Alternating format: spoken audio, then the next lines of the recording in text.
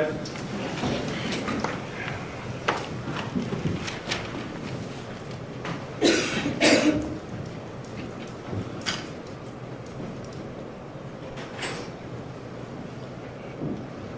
Please be seated.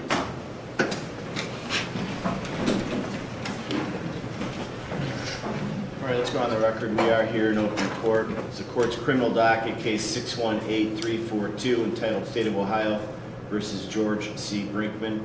Present in court is defendant Mr. Brinkman with his attorneys, Mr. Thomas Conway, Mr. Fernando Mack. Present representing the State of Ohio, the County Prosecutor, Mr. Michael O'Malley, Assistant County Prosecutor Sal Awadala, and Christopher Schroeder. We're set today for sentencing. On a prior date in court, this three-judge panel, after hearing evidence presented by the State of Ohio with respect to the aggravating circumstances and the mitigating factors presented by defense, found this defendant guilty beyond reasonable doubt of the aggravated murders and related counts. We also considered in the sentencing phase the necessary factors with respect to the death penalty, and now we're ready to proceed with the sentencing hearing. Have the victims' representatives speak. We'll start with the State of Ohio. Thank you, Your Honor. Your Honor, State of Ohio versus George Brinkman, case 618342. Here on June 10, 2017, trust and familiarity turned into treachery, torture, and unspeakable violence when George Brinkman decided to murder Suzanne and her two daughters, Taylor and Kylie. Suzanne, Taylor, and Kylie were brutally murdered by Mr. Brinkman. He killed Suzanne within arm's reach of her two daughters, as well as within sight of her two daughters, and then turned and killed Taylor and then killed Kylie. Pause here, because this is where the case crosses from horrifying to legally devastating. In death penalty cases, witnessing another murder is not just tragic, it's a powerful aggravating factor. The law recognizes this as psychological torture, and juries are instructed to weigh that cruelty heavily.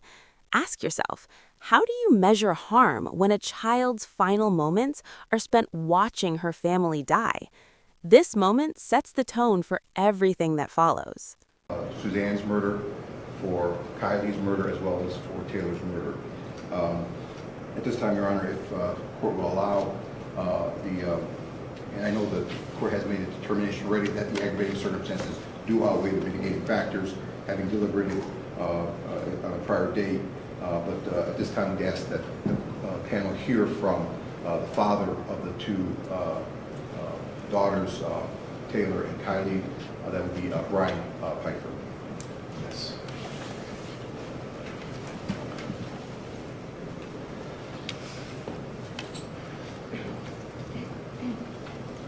Good morning, sir. Please state your name for the record. Brian Pfeiffer, P-I-F-E-R.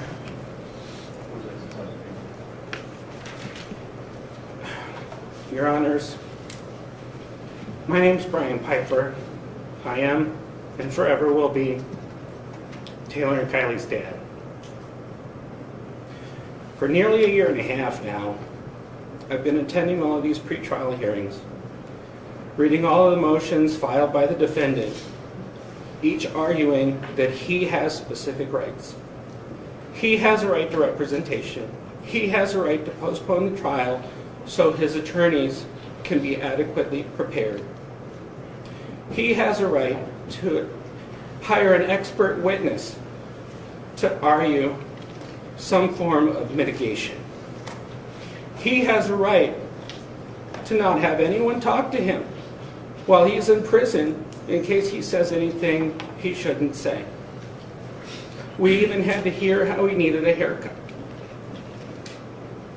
But today I'm asking you, honorable judges, to be the voices for the rights taken by Mr. George Brinkman Jr. The right of Taylor to finish her last year at Kent State University.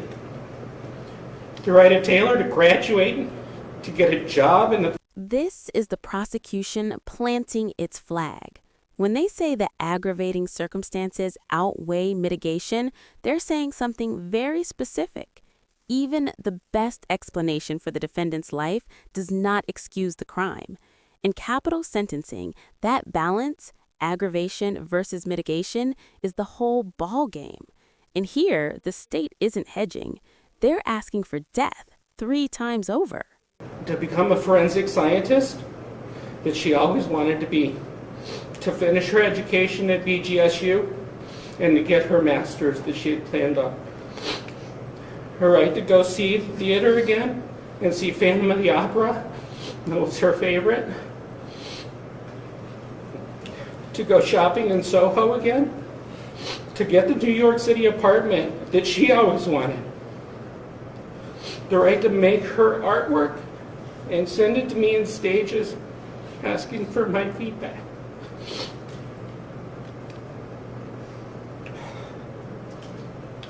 The right to sing with her sister in the car and correct her on the lyrics to the songs.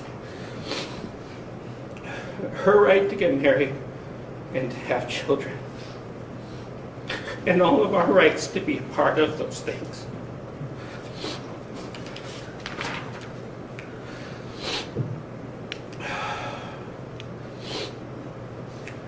The rhetoric used by the defense in the entire second half of these proceedings was meant to diminish the impact of the crimes, referring to them as a situation, an event, an incident. That is not accepting responsibility for what you have done. The reality is that George Brinkman Jr. took from all 3 of them the very right to breathe when he carried out his plan last June. When he brutally murdered Taylor, Kylie, and Suzanne. When he bound them, murdering them one by one. He didn't show any mercy. Yet, he has the audacity to ask this court, you, for mercy on him. They didn't deserve this. That's why today I'm asking you to be the 3 voices for the 3 lost. I'm asking you to remember all the testimony that you've heard and all the rights Mr. Brinkman ripped from them, from all of us. In his unsworn statement to the court, he acknowledged that he deserved to be sentenced to death. The simple question before this panel, at least in my simple mind, is this. What you're about to hear is one of the most emotionally powerful moments in any sentencing hearing. A victim's family member reframing the idea of rights. Notice the contrast. Months spent debating the defendant's legal protections versus a lifetime of rights that were permanently erased. This isn't legal argument anymore. This is moral accounting. I'd like to address the panel. Yes. And shoot, it's going to be brought up to the podium, and Ms. Kennedy from our office, from our victim advocate office, will be reading the statement. Thank you.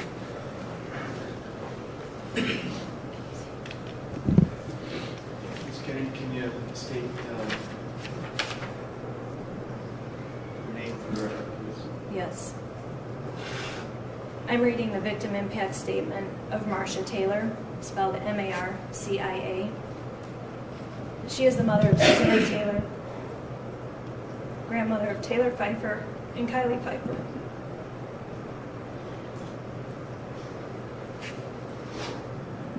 Suzanne was a 45-year-old hardworking single mother. Taylor, 21, was a junior at Kent State, and Kylie was only 18 years old and a freshman at Bowling Green State University. All 3 women were involved in softball and coaching, and they had many, many friends and people who loved them. The defendant took my family away from me and tore my heart out. The manner in which they were killed was extremely violent.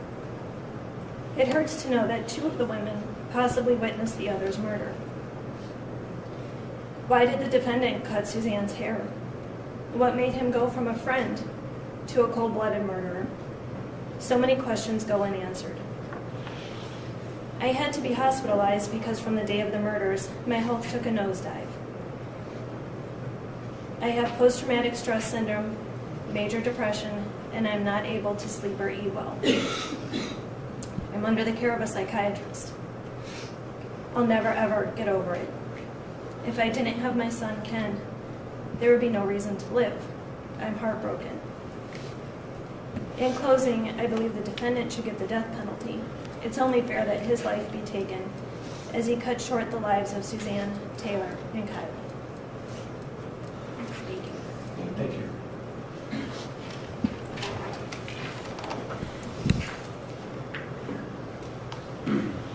Thank you, Your Honor. At this point, the state would just like to highlight and that the events of June 10th and 11th going to the 12th would have been much worse had it not been for the actions and the involvement of, and the reason we're here today with this result, I believe, is the result of the hard work of the North Royalton Police Department, specifically Detective Skozin and Sergeant Ravicki, as well as the assistance and really an interagency cooperation here, the assistance of the FBI, Special Agents Andy Earl and Kerry McCaffrey really dug in that first 24, 48. That question isn't rhetorical. It's the exact question the panel must answer, even if the law never phrases it so bluntly. Capital sentencing ultimately asks whether someone is beyond redemption, beyond rehabilitation, beyond safe return to society. It's uncomfortable, it's irreversible, and it's why these decisions weigh so heavily on the court. Kevin Brinkman, Chris Schroeder, as well as our county prosecutor for giving us the resources to allow us to pursue this case. Thank you very much. All right, we have the defendant. Mr. Mack. Please support. Mr. Brinkman is not going to speak this morning. And with all due respect, we're asking the court to reconsider your sentence and impose a sentence of life without the possibility of parole. For all the reasons previously stated during our closing arguments and mitigation phase, we still believe that the aggravating circumstances do not outweigh the mitigating factors presented to this court. And just wanted to highlight, we ask that you consider his acceptance of responsibility early on in this case. And throughout all stages of the case, he always demonstrated the willingness to enter a plea of guilty without the possibility of parole.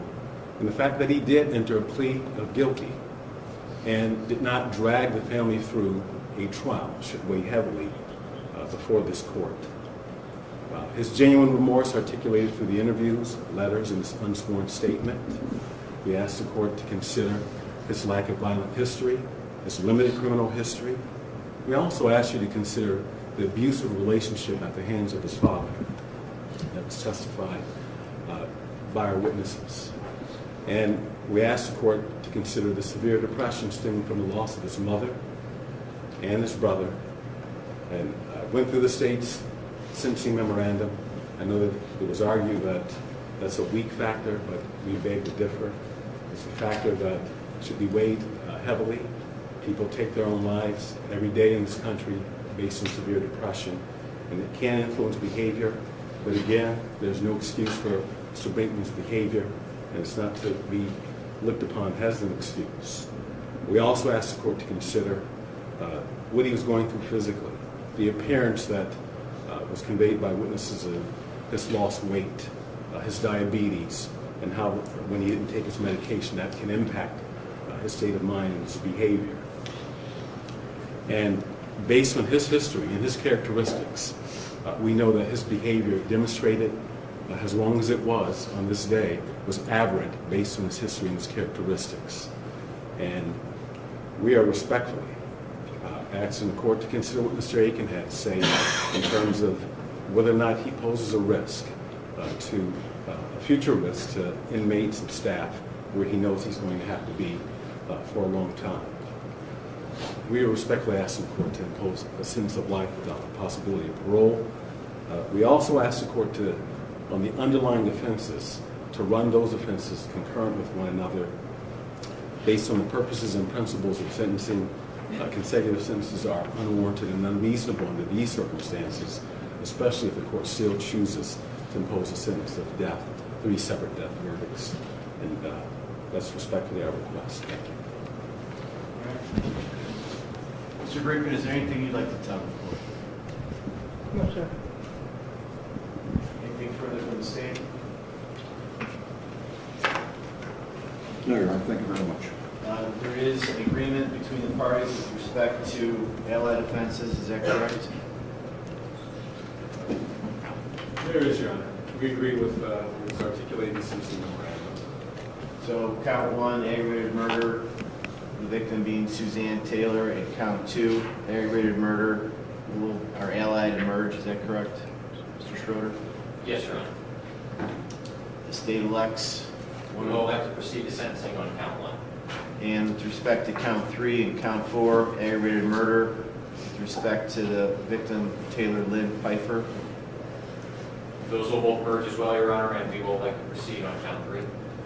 and counts 5 and 6, aggravated murder, with respect to the victim Kylie Elizabeth Pfeiffer.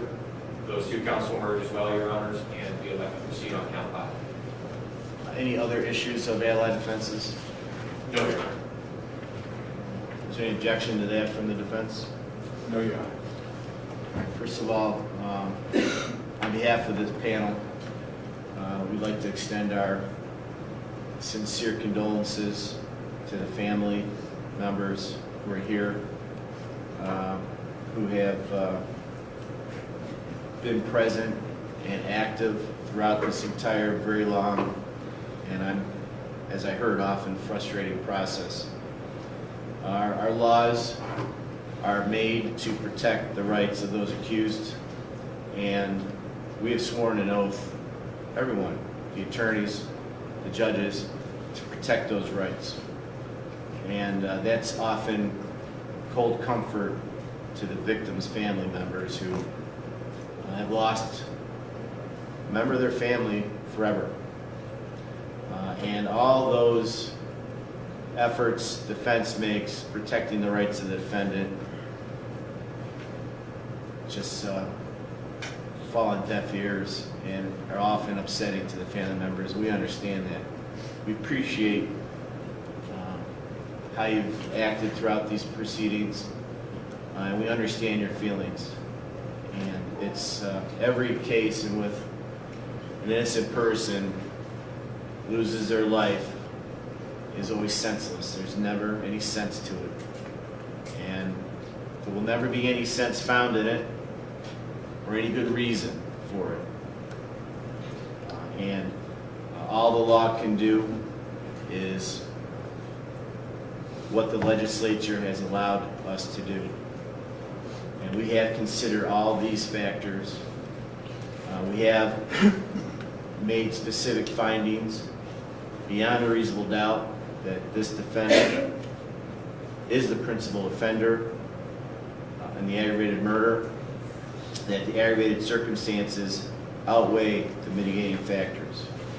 And pursuant to the revised code section 2929.03, we do hereby impose the death penalty in count 1, count 3, and count 5 for those aggravated murders. No sentence will be imposed in count 2, 4, or 6 pursuant to the allied offenses agreed to by the parties. The remaining underlying allegations, the court has considered all the principles and purposes of felony sentencing, all the appropriate recidivism and sentencing measures as required by our sentencing statutes. Also, I have considered specifically whether or not consecutive prison sentences are appropriate. Hereby, I do find that the facts and circumstances surrounding these brutal murders carried out with pre-calculation and design, and the underlying offenses, there are part and parcel of this plan, require consecutive sentences. It is necessary to protect our community and to punish this defendant. Consecutive sentences are not disproportionate to the harm that was caused in this matter. That the harm is so great or unusual, a single term does not adequately reflect the seriousness of this defendant's conduct. So the court's going to impose the following sentences. In count 7, aggravated burglary, it's a felony of the first degree, 11 years in a correctional institution. In count 8, it's kidnapping. With respect to victim Suzanne Taylor, it's a felony of the first degree, 11 years in a correctional institution. In count 11, which is gross abuse of a corpus, with respect to victim Suzanne Taylor, 12 months in a correctional institution, that's a felony of the fifth degree. In count 9, kidnapping, with respect to victim Taylor Lynn Pfeiffer, 11 years in a correctional institution for that felony of the first degree. In count 12, gross abuse of a corpse, with respect to victim Taylor Lynn Pfeiffer, 12 months in a correctional institution. In count 10, kidnapping, with respect to victim Kylie Elizabeth Pfeiffer, felony of the first degree, 11 years in a correctional institution. In count 13, gross abuse of a corpse, with respect to victim Kylie Elizabeth Pfeiffer, 12 months in a correctional institution. Sentence will run consecutive to each other. Count 7, consecutive to 8, 9, 10, 11, 12, and 13. 47 years in Lorraine Correctional Institution.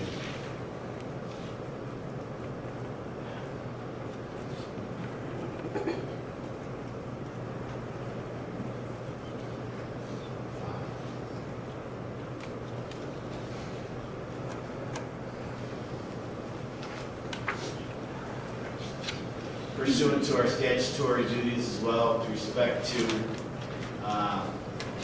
this death sentence imposed, these underlying sentences are consecutive as well. Post-release control also must be addressed on the underlying counts. Post-release control is a mandatory period of 5 years for the felonies in the first degree. If you are ever released, you will be supervised for 5 years. It's mandatory. On post-release control, you must follow the rules of the parole authority. If you are ever supervised on post-release control, if you fail to follow the parole authority's rules, they have the power to send you back to prison for a total up to 50% of this original sentence. Any violation of the parole authority's rules could result in a residential sanction, which could include a new prison term up to 9 months.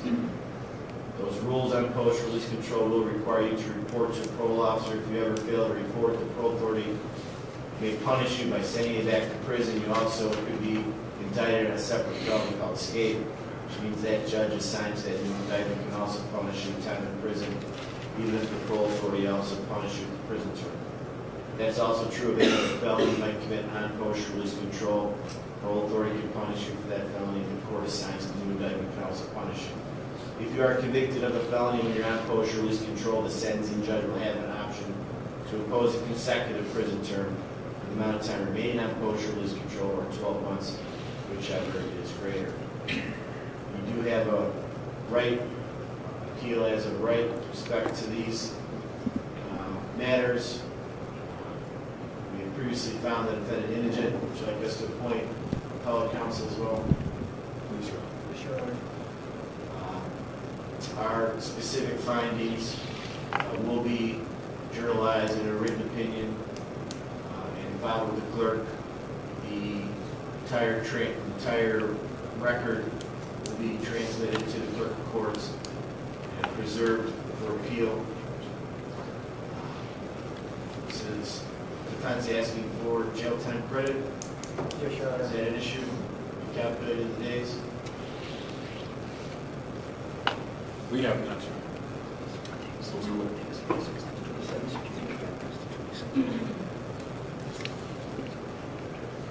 Could I have one moment, Your Honor? I'll do that now. We're also opposing Court costs, responsible for court costs, disciplinary behavior, and probably do community work service therefore as well. Court will assign an attorney, provide a transcript at the state's expense for the appeal.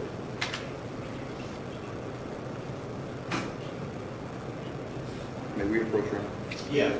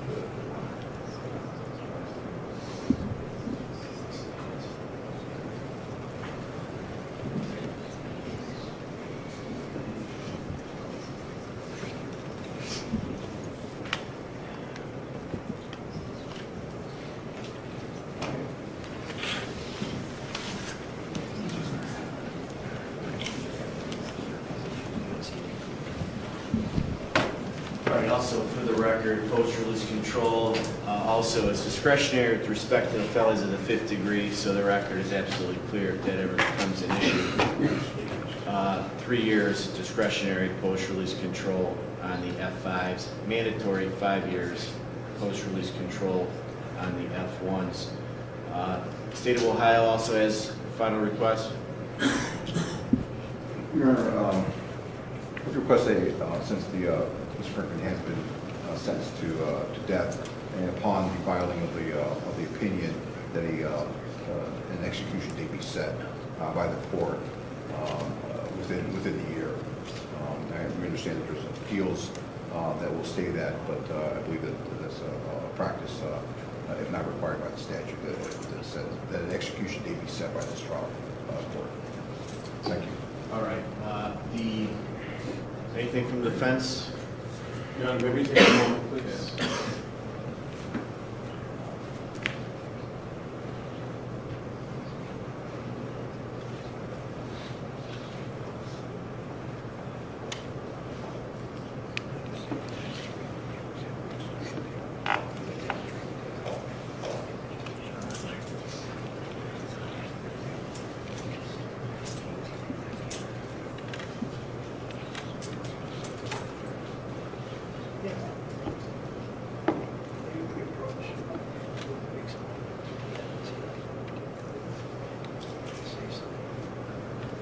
Your Honor, may we approach? Yes.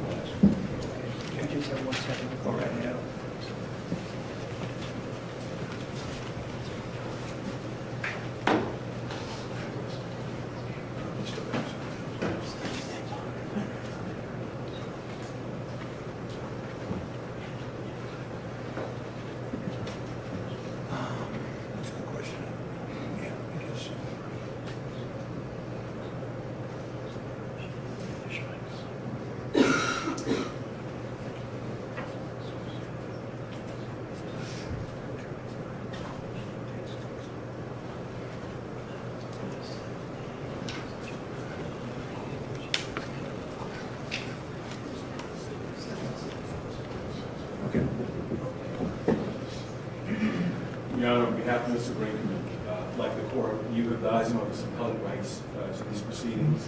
We have also advised him of his rights and the pros and cons of appealing this matter. And Mr. Brinkman has made it clear to us, as he has early on in this case, that he does not wish to appeal your decision.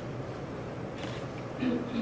Brinkman, is that correct? That is a true statement, sir. Have you had enough opportunity to talk to your attorneys about what the appeal entails and how it will proceed? Yes, sir. Do you have any questions about that for this panel? No, sir.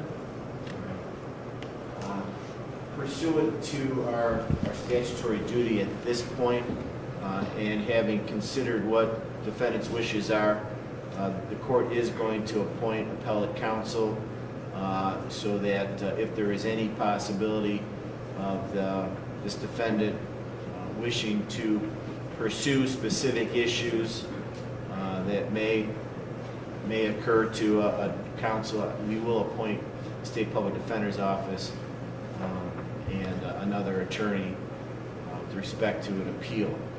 Also, the State of Ohio has a request as well for the sentencing date. Yes, Your Honor. All right.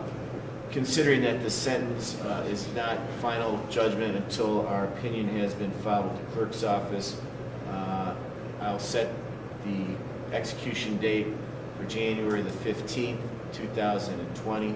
Should be 1 year from when approximately the sentencing memorandum and opinion would have been filed. Is there anything else for the record from the State of Ohio? Two things very briefly, Judge. Number one, from the date of the defendant's arrest, I believe he is entitled to 564 days of jail time credit, so we'd ask the court to award him that amount. And number two, there was one consecutive sentencing finding that I believe the court did not make, and that was that consecutive sentences are not disproportionate to the danger the offender poses to the public, so we just asked the court to make that finding as well.